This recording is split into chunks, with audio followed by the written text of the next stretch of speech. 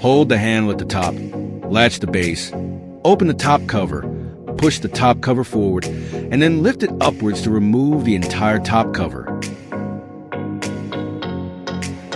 Push the fuse upwards from the bottom, and you'll hear a click, which indicates it's unlocked.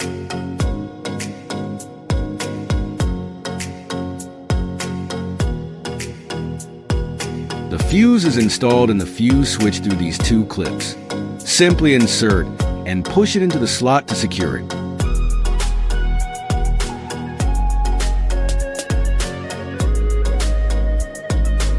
Align the front cover with the base, lower it down, and push it inward to lock it into place. When closing the top cover, make sure to push it tightly until it is securely fitted.